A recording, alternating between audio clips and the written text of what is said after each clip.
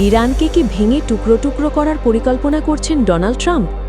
মার্কিন যুক্তরাষ্ট্র ও ইসরায়েলের হামলায় টানা ৯ দিন ধরে ইরান জুড়ে ধ্বংসযজ্ঞ, আর এর মধ্যেই উঠে এসেছে নতুন এক বিস্ফোরক অভিযোগ। ইসরায়েল ও যুক্তরাষ্ট্রের সামরিক হামলার জেরে মধ্যপ্রাচ্যে উত্তেজনা চরমে পৌঁছেছে।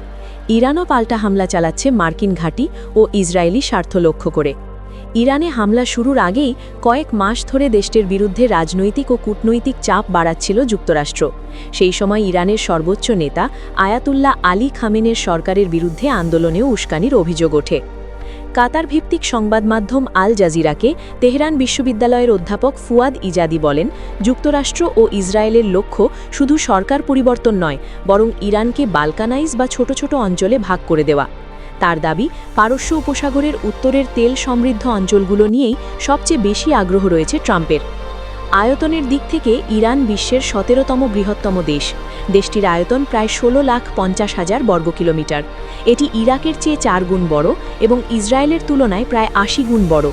বিশেষজ্ঞদের মতে, যদি এই সংঘাত আরও বাড়ে, তাহলে মধ্যপ্রাচ্যের ভূ-রাজনীতিতে বড় ধরনের পরিবর্তন দেখা দিতে পারে।